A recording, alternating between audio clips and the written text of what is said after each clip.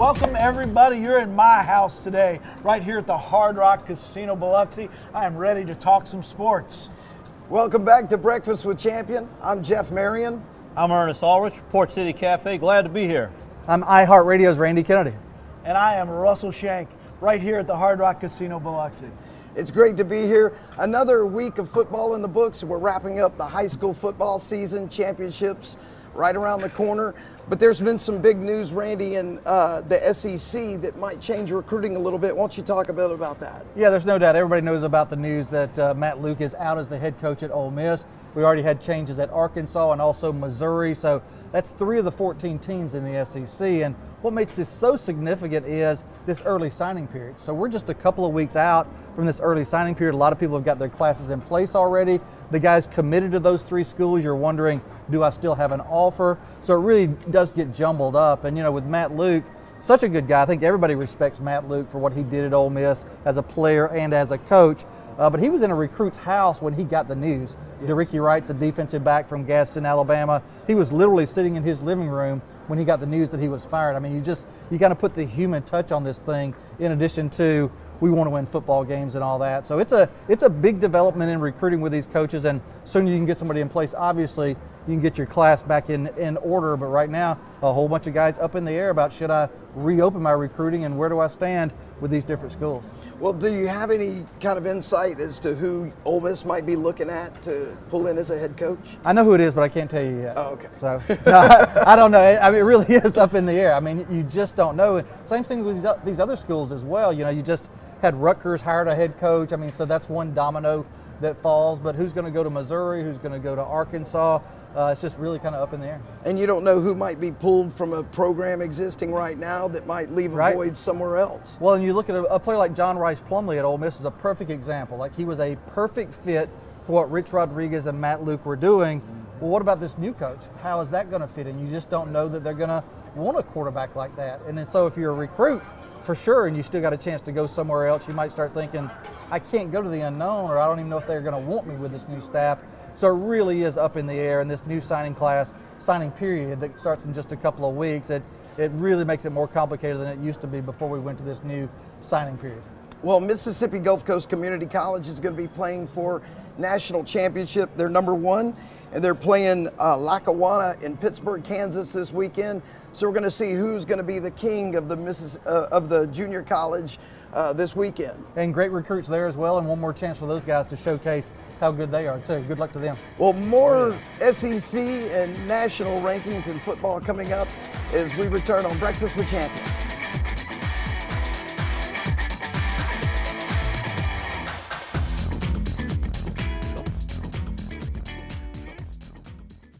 Folks, Vic Dehan at Champion, and it's back again, employee pricing. And we're happy because we can pass the savings along to you. For example, a Cherokee Latitude, MSRP $30,000, as low as $21,000. 29% off the MSRP. Stock number 69065. Some terms and conditions may apply. The Black Friday sales event here at Champion all month. ChampionValue.com. Champion!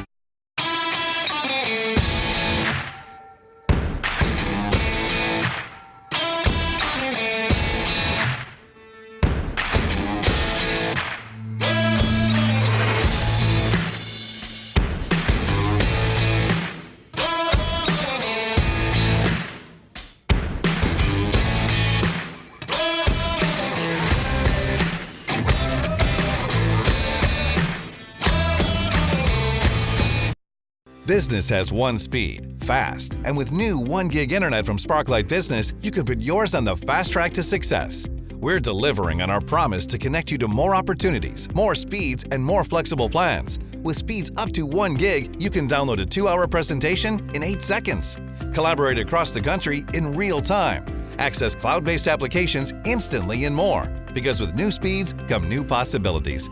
Call now to find the right speed for your business with Sparklight Business. All right, welcome back, everybody. We're here at the one and only Hard Rock Casino Biloxi Sportsbook, talking great sports. Welcome back. Thank you. I'll tell you what, this week, there's a lot of changes in the rankings this week. We're seeing a few fall out, some move up. But we still have to wait till tomorrow to see what the playoff rankings are going to be. You know, you look at where the rankings are right now, and every year people want to get all upset about, oh, how's this going to go if this team wins, if that team wins. It always works itself out. Last week at this time, we had 9 teams still in the running for the playoff. Now we've got 7. Minnesota lost, so they're out of the running. Alabama lost. They've got 2 losses. They're out of the running. So now we're down to 7 teams. We know the 3 at the top with Ohio State, LSU, and Clemson. Georgia certainly controls their own destiny, and from there, you've got the other 3 teams with Baylor, Oklahoma, and Utah. But again, you know, we can dissect that all we want, but somehow it always works itself out in the end, and it will again this time. But Georgia controls its own destiny, even though the Bulldogs have 1 loss already. So if Georgia happens to win this week, how far will LSU fall out, or do they still stay in the top 4? I think based on what happened last week, LSU is now in regardless. I don't think they can lose. I don't think they can drop out. So I think the furthest they can fall is going to be 4, because I think they would be ahead of either Utah or Baylor or Oklahoma, which would keep them in the top 4. And so that's kind of the best case scenario for the SEC. If Georgia wins, they're in, and I think LSU's still in as well. So that would be 2 SEC teams, along with, if chalk holds, it'd be Ohio State and Clemson, which I think that would be a great Final Four. But again, you'd be looking at the Big 12 and the Pac-12 sort of throwing their hands up and saying, what do we got to do to get somebody in the playoff? Yeah, and the one thing I want to get in is that you know, LSU beating Texas A&M 50-7. Nobody seen that coming. A&M was only a 17.5 point underdog, so for LSU to beat them by 43, hold them down to 170 yards total offense. You know, the week before A&M played Georgia, and Georgia beat them by 6 points. So you know, it's 2 different styles of offense that LSU and Georgia plays, but LSU showed that they're for real. They're for real. Ohio State, you know, they're still number 1, but LSU opened some eyeballs with that defensive performance. You know, this weekend, a lot of the analysts have been talking about the biggest question mark for LSU is they're not the defense that you're usually seeing. Now there's been some injuries and things like that. Now, how they played Texas A&M versus how Ohio State played Michigan, it seemed like, you know, Michigan kind of stayed in the game in the first half for a little bit before Ohio State pulls out. What do you see in those 2 games, and do you think either one of those, when the rankings come out tomorrow, how much is it going to change? I don't think it's going to affect it at all. I mean, look, you got Michigan is not a great team, but a decent team. Ohio State goes there and wins, and LSU showed me exactly what they've shown me all year. So I don't think what happened this weekend is going to affect that. And you know, it is important though, because right now Clemson's sitting number 3, and they're going to play a Virginia team that's not even ranked in the top 25. What are they, like a 29-point favorite? Right. Yeah. So it's hard for points. them to impress anybody. Right. So Clemson's probably going to be sitting there in the 3 hole. So you'd much rather be ranked number 1 than number 2. Yes. I wouldn't want to have to beat Clemson and one of the other top teams. Yeah, I was also looking at the game this weekend where Michigan played Ohio State. Did they lay out some of a blueprint of how to play Ohio State for whoever's coming up against them next? Right. I felt like they did. I mean, when you look at the playoffs and when you look at the teams that are in it, you know, going into this weekend, I thought Ohio State, nothing against LSU, but I thought Ohio State was the most complete team, and they were the ones. But it opened my eyes a little bit whenever they just didn't come in there and clean house with Michigan. Yeah, I expected there to be a bigger gap. What did you see? Oh, I think Coach O said before the A&M game that, hey, you know, Ohio State had already played, and he knew what the score of the game was against Michigan State. He watched their performance, and I'm sure he told Dave Aranda with the defense, hey, we need to get on this field. We need to control the game from start to finish. We need to dominate. We need to show these guys that vote on the polls who's the better team, and clearly they had a dominating performance by far. So Burrow didn't hurt himself for the Heisman anymore. He broke the SEC record for most yards, and he tied the touchdowns, and that's a big accomplishment in the SEC. Well, with Alabama playing in Auburn and their loss, if there were some shakeups and in the right scenario, how hard would it be for Alabama to get back into the top 4? No chance. No There's no chance. It's down to 7. It's down to those 7 teams now. There's no doubt about it. Even Wisconsin, you'd like to think if Wisconsin could beat Ohio State and win the Big Ten championship, you think, okay, maybe they figure out a way, but there's really not a path even for Wisconsin to get there or anybody else. It's down to those 7 teams that I mentioned, and And Alabama, quite frankly, doesn't deserve to be there with 2 losses and not a quality win on the schedule. I think if Baylor some kind of way upsets Oklahoma, Baylor might have a chance to sneak in there. Baylor for sure, absolutely. Baylor's one of those 7 teams, and I don't understand why Oklahoma is such a favorite. We've already seen this play out, and Baylor beat Oklahoma. Yep. Baylor's been more impressive all year. Oklahoma goes 4 straight games where they're winning by 4 points or less, and then they had a pretty impressive performance against Oklahoma State over the weekend. But I actually think Baylor's the favorite in that game. But again, I think I'm not sure they would get in over a 1-loss Utah if Utah is able to take care of Oregon this week. And by the way, Utah is playing well enough that they're looking like a playoff team. Absolutely. Yep. I would be remiss, though, if we didn't talk about the Iron Bowl. What a game that was. This place, the Hard Rock Casino Sportsbook, was rocking. I mean, people were yelling, screaming. It was up, it was down, kickoff, run ball, pick sixes. That game had everything. And this place was the place to be. It was nuts. Yeah. Well, how shocked were you at the outcome of the game, or did you see Not that at all coming? shocked that Auburn won by 3 points. I picked Auburn in the game, but I never thought Alabama was going to score 45 and lose. That was absolutely shocking. Yeah. First of all, they scored 45 against an Auburn defense that the most they'd given up all year was 23. LSU beat them 23-20. That's the most they've given up all year. Alabama scores 45. Of course, they give up a couple of pick sixes, and then how fitting is it that Alabama to lose on a missed 30-yard field goal? I mean, that's been Alabama's MO recently, so not shocking with that. But wasn't surprised with the win. Very surprised that Alabama could score 45 and still lose. Kind of like the kick six, where they, death by field goal at the end. I just can't believe the stat that they've missed 101 field goals under Saban, and that's 6 more than any other team in college football. Yeah. At LSU, we struggle to get a quarterback. At Alabama, they're struggling to get a kicker, field goal kicker. And Now, Alabama, their kicker was hurt, though, right? Yeah, their starting kicker's out. out. They've got they signed a really good freshman kicker, but again, Alabama signed a lot of good kickers, and they go to Alabama and they're not any good. I do think Will Reichert's going to be good, but their starter was out. Joseph Bulova was in there, and what has been the tradition for Alabama in recent years. Yeah. So is Nick Saban going to go to Dallas? Oh, boy. The Cotton Bowl, maybe. I don't think anyone wants to go to Dallas unless they don't want to control the team. Yeah, no doubt. That's going to be kind of tough. I don't see that. Well, we'll be talking about how the playoff picture in the NFL is shaping up when we come back on Breakfast with Champions.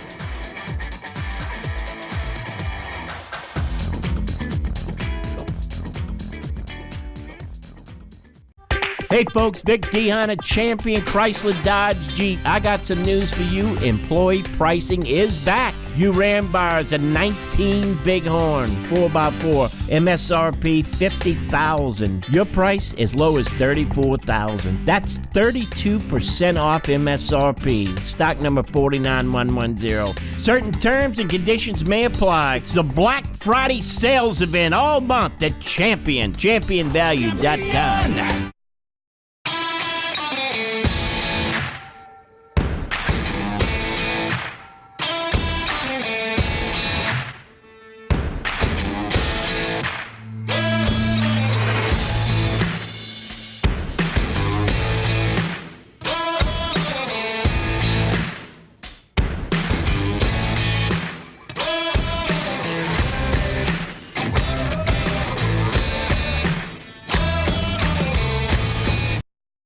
This town is on the move, and we're moving forward with you, helping you grow your business and connect to more customers using today's ever-evolving advertising technologies.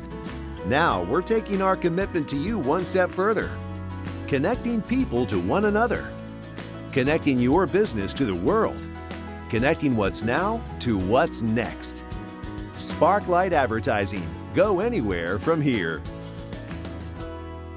All right, we are back, and we're still in my house, the Hard Rock Casino Biloxi Sportsbook. We're ready to talk some NFL. Yes, this weekend there were quite a few upsets. Saw some people win that we weren't expecting to. What did you think about the game last night with Tom Brady and the Houston Texans? Well, Were it you just expecting looked like, that? to me, it looked like they just weren't on the same page. They weren't ready to play. No. It looked like Tom Brady was getting so frustrated. You could see him on the sideline yelling at the receivers. They need to be quicker, need to be faster, they need to be on the same page. He was so frustrated. And it just didn't, to me, I look at the team and go, man, they have a very easy schedule this year. Yep. That's why their record is as good, but they're not playing that good of football. Well, Baltimore slips into the number 1 seed if the playoffs started today. We also see that San Francisco was taken down by Lamar Jackson. Baltimore Ravens, they're playing pretty hot right now. You know, that's the thing. People talk about Tom Brady and, oh, he doesn't have a great supporting cast. When has he had a great supporting cast? Right. And yet he's been Superman. Lamar Jackson, I thought of the big headline of Sunday NFL was Lamar Jackson played okay, and Baltimore still beat the San Francisco 49ers. That was a big eye-opener to me. Yeah. He wasn't Superman, and yet they were good enough to beat one of the best teams in the NFL. So I think that was a big storyline. I think Baltimore now is probably the favorite to make the Super Bowl. Yeah, think of the teams that passed on Lamar Jackson in the draft, and especially the Saints. They thought they were going to go for him. He ended up taking Marcus Davenport, and now a lot of teams are looking at him going, man, that should have been our guy. Yep.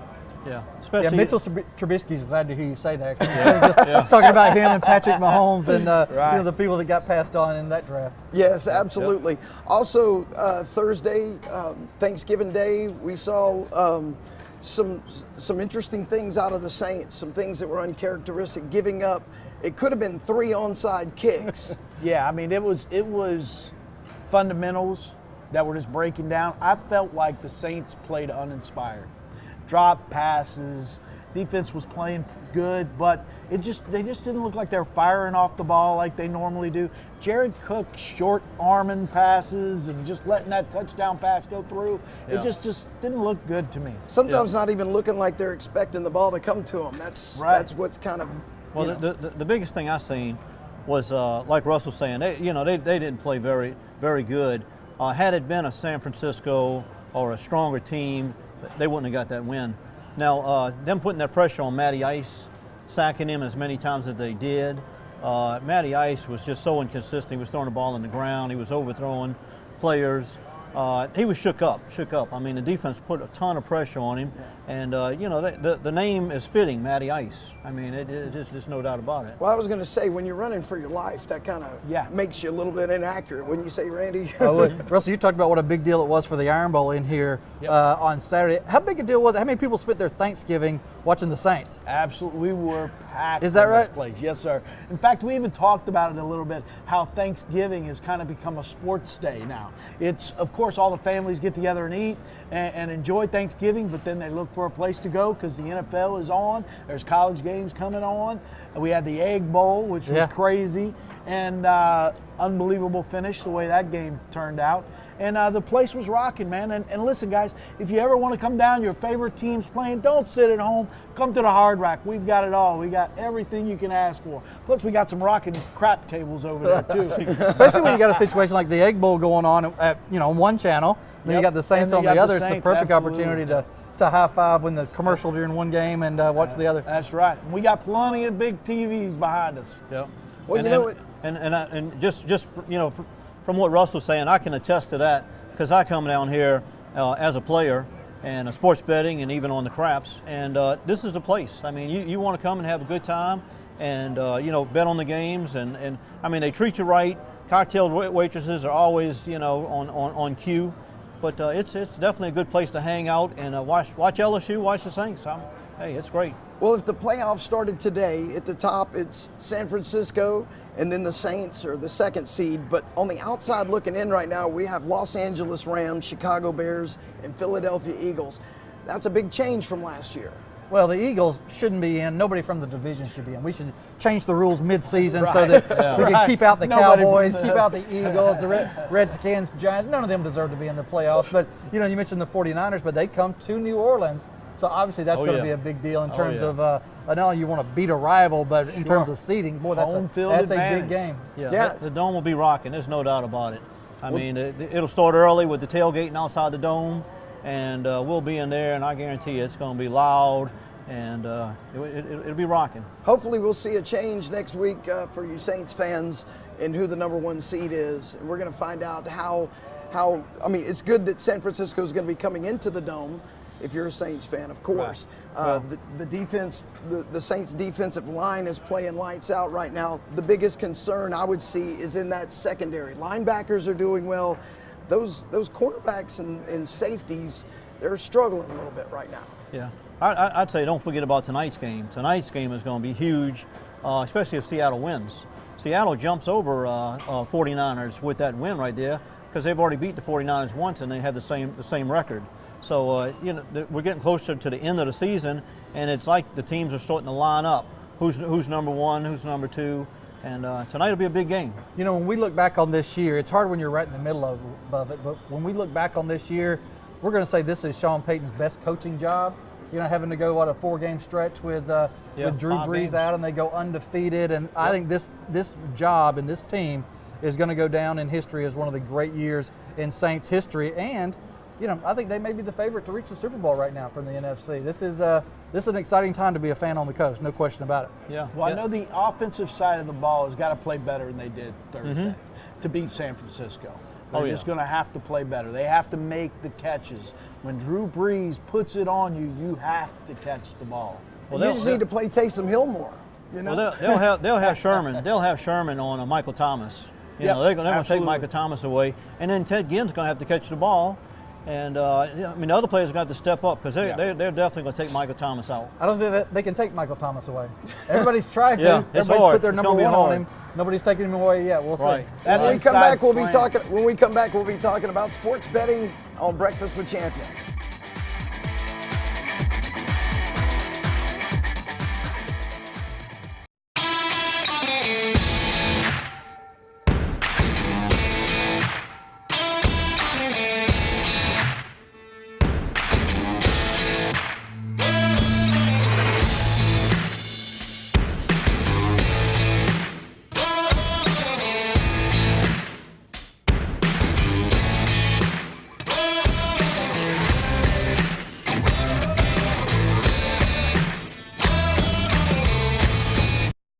The employee pricing is back at Champion. You pay what the employees pay. Vic Dehan at Champion. We got an MSRP of $37,000 for a Jeep Grand Cherokee. Employee pricing price is $27,000. That's almost 27% off the MSRP. Stock number 69051. Certain terms and conditions may apply. It's a Black Friday sales event all month at Champion. ChampionValue.com.